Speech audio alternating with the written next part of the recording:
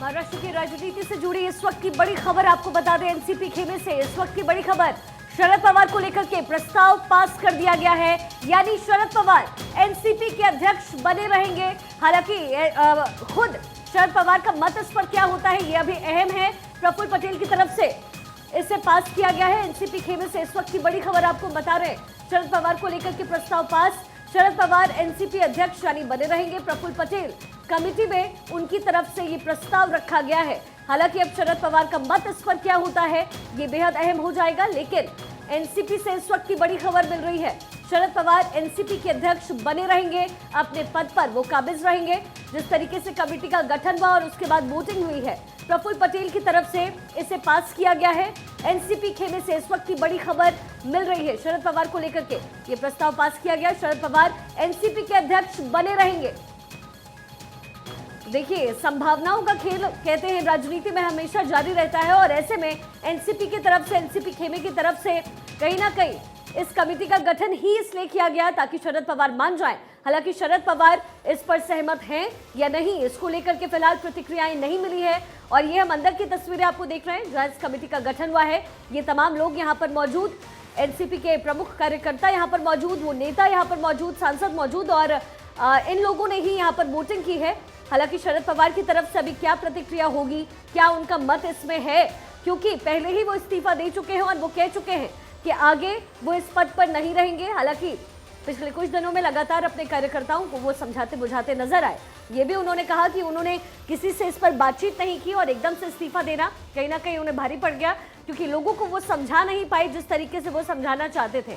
हालांकि पवार की पावर जिस तरह की रही है, और कहा जाता है कि राजनीति के चाणक्य हैं शरद पवार, ऐसे में क्या 2024 को लेकर के शरद पवार की कोई नई स्ट्रैटेजी थी? क्योंकि अजीत पवार के बीजेपी में शामिल होने की अटकलें भी थी। ऐसे में इसे कहीं ना कहीं शरद पवार का एक मास्टर स्ट्रोक कहा जा रहा है। ये कहा जा रहा है कि एक तरीके से उन्होंने यहाँ पर शक्ति प्रदर्शन किया है कि हर कोई शरद पवार के हक में खड़ा है, और 2024 में कहीं ना कहीं उनका जो ये रास्ता है वो आसान हो जाता है। आशीष मेरे साथ जुड़ गए हैं। आशीष, क्या खबर मिल रही है? लंबे वक्त से लोगों को इसी का इंतजार था, शरद पवार अब मानेंगे या नहीं? आपको बता दूं, पहले तो यहाँ पर कुछ कार्यकर्ता अपने ऊपर मिट्टी, तेल और पेट्रोल डाल के खुद को आग लगाने की कोशिश करते हुए दिखाई दिए। यहाँ पर कुछ ही देर पहले पुलिस को यहाँ पर आके उसे रोकना पड़ा, क्योंकि कोई भी अप्रिय घटना यहाँ हो सकती थी।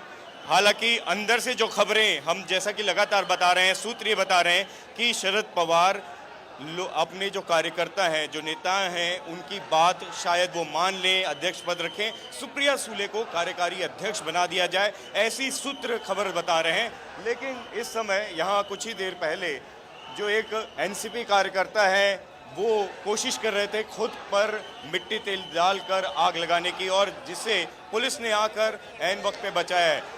अब बता दूं, लगातार जो लोग हैं, जो कार्यकर्ता हैं, उनका यहाँ पर हुजूम बढ़ता जा रहा है, और वो कोशिश कर रहे हैं कि किस तरीके से जो शरद पवार हैं, उनके सर्वोच्च नेता हैं, वो बात मान लें, वो अपने फैसले पर पुनर्विचार कर लें। यहाँ पर महिला विंग की काफ़ी कार्यकर्ता हम देख सकते हैं। क्या कहना चाहेंगी, शरद पवार आज मान जाएंगे आप लोग की बात? मेरा यही कहना है कि हमको शरद पवार जी चाहिए। आज लेडीज को जो 50% मिला है, आज शरद पवार जी की वजह से ही मिला है। तो हमको सबको यही लगता है कि उन्होंने राजीनामा पीछे लेना चाहिए। नहीं तो सूत्र तो यही बता रहे हैं कि वो राजीनामा से मतलब अपने फैसले पर पुनर्विचार करेंगे, अध्यक्ष रहेंगे, सुप्रिया ताई को कार्यकारी अध्यक्ष बना देंगे। तो इस खबर से आप खुश हैं? नहीं खुश है, हमको सिर्फ शरद पवार जी चाहिए। आज लेडीज के लिए आज हम जो बिंदास इधर घूम रहे हैं, हमको जो अधिकार दिया है आज किसी ने नहीं दिया है, आज शरद पवार जी की वजह से। आशीष, आपके पास वापस लौटते हैं। अमित जी भी बने न्यूज़ रूम से हमारे साथ में, कंसल्टिंग एडिटर। अमित जी, आप अब आगे क्या देख रहे हैं? जिस बात का जिक्र बार बार आप करते रहे कि ये एक मास्टर स्ट्रोक है और ये सोची समझी रणनीति के तहत उठाया गया कदम है और ये ताकत का एहसास कराने वाला दाव है, क्या एग्जैक्टली वही चीज़ नजर आती है?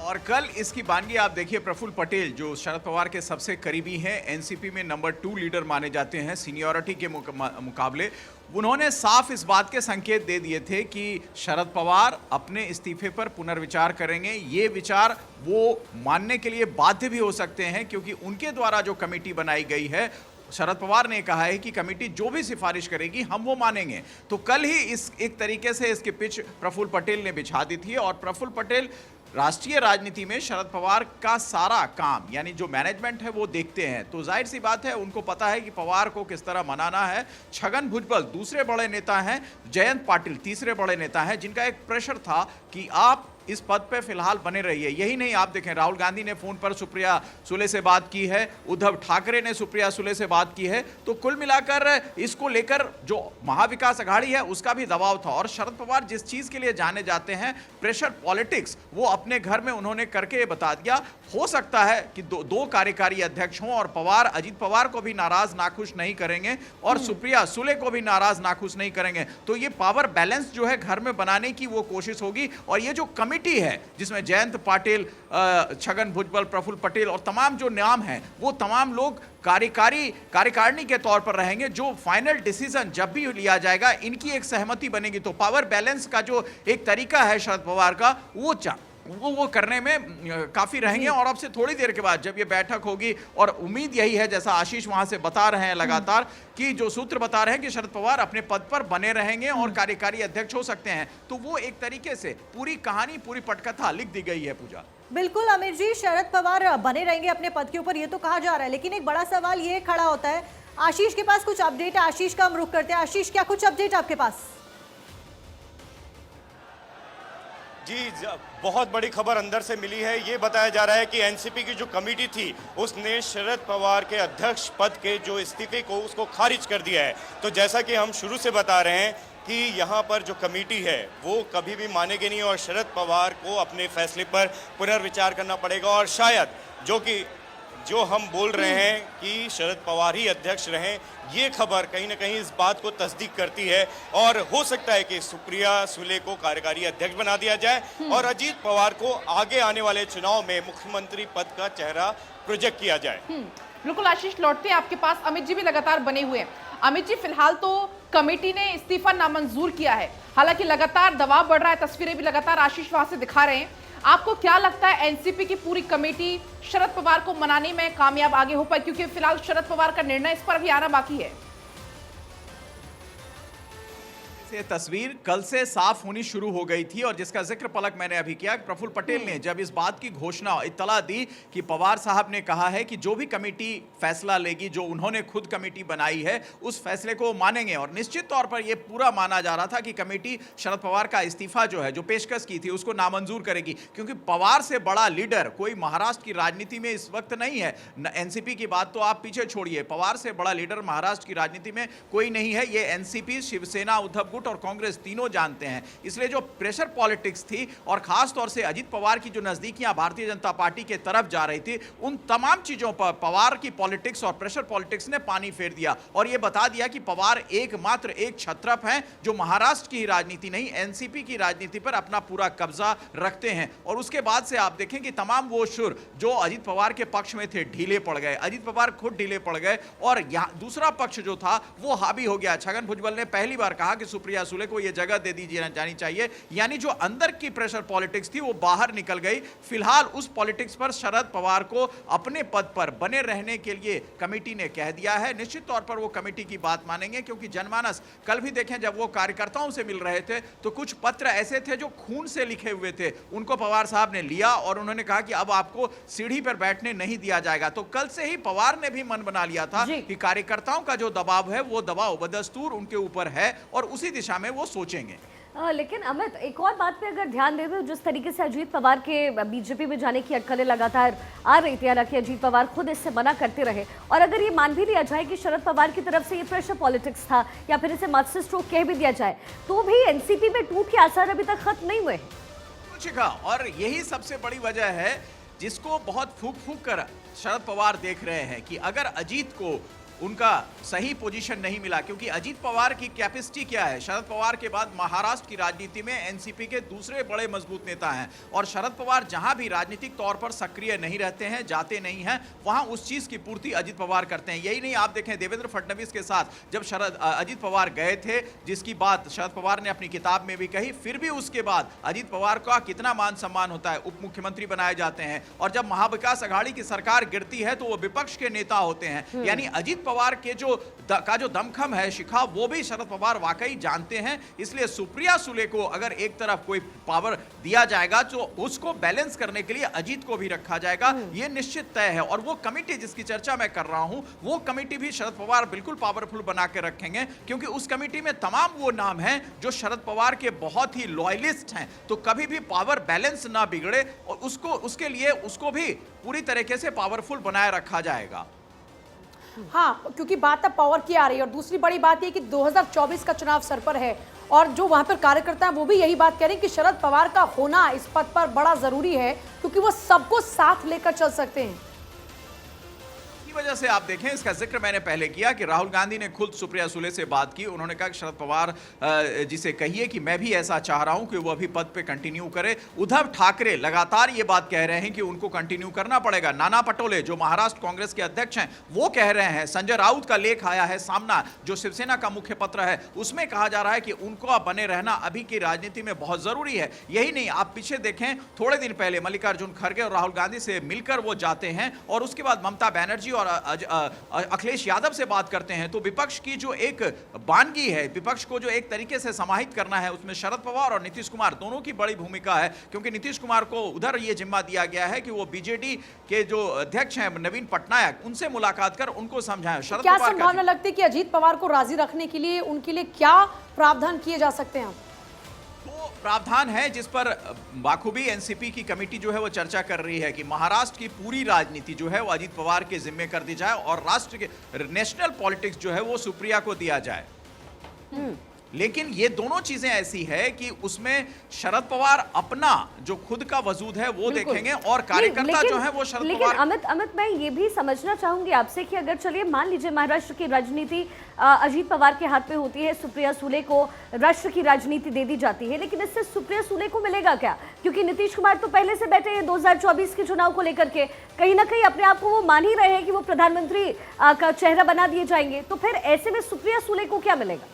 नहीं, सुप्रिया सुले देखिए, राष्ट्र केंद्र की राजनीति में सुप्रिया सुले शरद पवार के बाद दूसरी ऐसी बड़ी नेता हैं एनसीपी की तरफ से, प्रफुल्ल पटेल और सुप्रिया सुले, जो हर व्यक्ति के संपर्क में है। तो राजनीति में एक तरीके से आपको इंट्रोड्यूस किया जाता है। शरद पवार ने अपने लोकसभा क्षेत्र से सुप्रिया को जिताकर भेजकर संसद में उनको इंट्रोड्यूस कर दिया कि हमारे बाद की राजनीति यही करेंगे। और वो जो विपक्ष का ताना बाना होगा वो शरद पवार उसमें भूमिका में रहेंगे, सुप्रिया शैडो में चलेंगी। यानी जब वो जगह आएगी तो उस जगह की पूर्ति सुप्रिया कर सकती है। और अजीत पवार का बहुत ज्यादा योगदान या बहुत ज्यादा उनकी मित्रता के यहाँ के केंद्रीय दलों के साथ, केंद्रीय नेताओं के साथ नहीं है, इसलिए महाराष्ट्र में उनकी पकड़ है। तो उसका खासा ख्याल शरद पवार महाराष्ट्र की राजनीति में रखेंगे। तो इससे पावर बैलेंस घर में भी हो जाएगा और पवार इन दोनों के ऊपर रहेंगे, तो कहीं कोई टूट की आशंका नहीं रहेगी। साथ ही वो जो 15 सदस्यीय कमेटी है शिखा, उसको पावरफुल इसलिए किया जाएगा कि पवार के सारे लॉयलिस्ट हैं।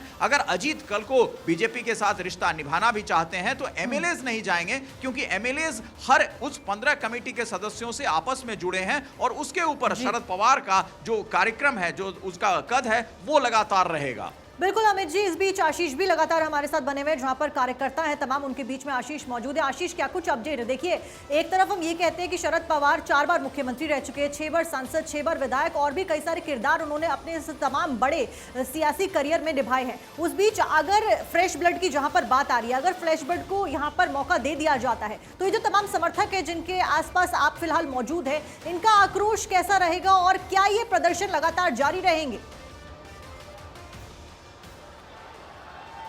देखिए, सबसे बड़ी जो अपडेट अभी आई है, जैसे कि हमने बताया था कि सर्वसम्मति से कमेटी ने शरद पवार का इस्तीफा नामंजूर कर दिया है और उसके बाद अब जो प्रस्ताव पारित किया गया है वो ये है कि शरद पवार ही अध्यक्ष बने रहें। कमेटी थोड़ी देर में शरद पवार को अपना निर्णय सुनाएगी और उसके बाद ही हम आपको अपडेट दे देंगे कि क्या शरद पवार अध्यक्ष रहने वाले हैं, कुछ और भी बदलाव होने वाले हैं। आशीष, जानकारी मिल रही है कि थोड़ी देर में प्रेस कॉन्फ्रेंस भी होने की संभावना है, कितनी देर में औपचारिक ऐलान होने की संभावना यहाँ पर है? देखिए, अंदर जो मीटिंग चल रही है उसकी जो खास जो विश्वस्त सूत्र हैं जो मीटिंग में इस समय, उनसे जो हमें खबर मिल रही है वो ये है कि इस समय इस्तीफा तो नामंजूर कर दिया गया है। अध्यक्ष पद के लिए उनके ही प्रस्ताव को, मतलब शरद पवार रहें उसके प्रस्ताव को पारित कर दिया गया है। अब शरद पवार को कमेटी ये फैसला बताने जा रही है और कुछ ही देर में यहाँ पर जब एनसीपी के कार्यालय में आपको दिखा रहे हैं जो बैठक चल रही है, यहाँ प्रेस कॉन्फ्रेंस होगी और यहाँ पर घोषणा कर दिया जाएगा, जो कि लग रहा है ज़्यादातर जो उम्मीद है, जैसे अमित जी भी बता रहे हैं कि शरद पवार ही अपने पद पे बने रहेंगे। और जो चीज़ें हैं जैसे कि उत्तराधिकारी की बात है, सुप्रिया सुले के लिए हो सकता है कि मार्ग आगे के लिए प्रशस्त कर दिया जाए। अजीत दादा को, जो कि अजीत पवार हैं, उनको प्रदेश की कुछ चीज़ें देकर उन्हें शायद अपने साथ में कमेटी मैनेज कर ले। ठीक है आशीष, मैं आपसे अपडेट लेती रहूंगी। अमित मिश्रा हमारे कंसल्टिंग एडिटर लगातार हमारे साथ न्यूज रूम से जुड़े हुए हैं। अमित, अगर अब इसको समझा जाए तो अब से कुछ ही देर बाद एक प्रेस कॉन्फ्रेंस होने वाली है। देखिए कमेटी अपने मत को लेकर के तैयार है, शरद पवार के पास वो मत जाएगा और शरद पवार उस पर हामी भरते ही या नहीं, हालांकि ये देखने की बात होगी। लेकिन कहा जाए तो ये पूरी चीजें पहले से तय थी, बस वक्त लिया गया, कह सकते हैं क्या? बिल्कुल शिखा, और आप देखें ये मुंबई की राजनीति है। मुंबई की राजनीति में हर फिल्म की पटकथा पहले लिखी जाती है, फिल्मांकन बाद में होता है। तो यही फिल्मांकन शरद पवार अपने अंदाज में कर रहे हैं, क्योंकि उनको पता है कि महाराष्ट्र की राजनीति में कब कौन सी जगह किस भूमिका यानी किस एक्टर और एक्ट्रेस को लॉन्च किया जाएगा जिससे उनकी फिल्म हिट हो जाएगी और ये 100 करोड़ से ऊपर की फिल्म हो जाएगी। ये शरद पवार जानते हैं बाखूबी, इसलिए इसकी पटकथा पहले लिखी गई। शरद पवार किताब के विमोचन के दिन अगर आपको याद हो तो एक चिट लाए थे जिसमें ये तमाम बातें लिखी थी, यानी उनको पहले से इन चीजों का की शंका थी और वो उस चीज को लिख कर लाए थे। कोई अतिशयोक्ति नहीं, उनको अचानक कोई ख्वाब नहीं आया था कि उन्होंने इस्तीफे की पेशकश कर दी। ये पूरी एक पटकथा थी जिसको शरद पवार ने अपने अंदाज से रखा। और यही नहीं शिखा, वहां पर बगल में अजीत पवार खड़े थे जिनके पूरी जो उनकी राजनीति रही है उस पर शरद पवार ने सवाल खड़े कर दिए कि जब वो राजभवन गए तो राजभवन से उनके पास 6:30 बजे फोन आया और तब वो उद्धव ठाकरे को कहते हैं कि अजीत देवेंद्र फडणवीस के साथ सरकार बना रहे हैं और इसमें एनसीपी का कुछ लेना देना नहीं है। यही नहीं, उन्होंने ये भी कहा कि आप उद्धव ठाकरे को कि आप 11 बजे प्रेस कॉन्फ्रेंस करके इस चीज को बताएं। तो ये तमाम चीज तब कही जा रही है, यानी अजीत पवार का जो बढ़ता कद था महाराष्ट्र की राजनीति में उसको शरद ने कट साइड कर दिया और सुप्रिया सुले को चर्चा में ला दिया राजनीतिक तौर पर कि सुप्रिया सुले होंगी उत्तराधिकारी। ये चर्चा भी होनी जरूरी थी और शरद इस चीज को जानते थे कि ये चर्चा कैसे हो सकती है। उस चर्चा को नया आयाम शरद ने अपने इस्तीफे से पहुंचा दिया और 15 सदस्यीय कमेटी वही बनाई जो उनके सबसे ज्यादा लॉयलिस्ट थे और शरद को पता था कि ना तो कार्यकर्ता ना नेता मानेंगे उनके इस्तीफे को। और अल्टीमेटली आज देखें यही हो रहा है महाराष्ट्र की राजनीति में कि किसी ने शरद पवार के इस्तीफे पर सहमति नहीं जताई, रिजेक्ट कर दिया। अब जो नई पटकथा है वो भी शरद लिख चुके हैं महाराष्ट्र की राजनीति और देश की राजनीति के लिए शिखा। बिल्कुल अमित, तो 2 मई को उन्होंने ट्रेलर दिखाया और पूरी पिक्चर क्या कुछ थी आज लग रहा है रिलीज वही हुई है।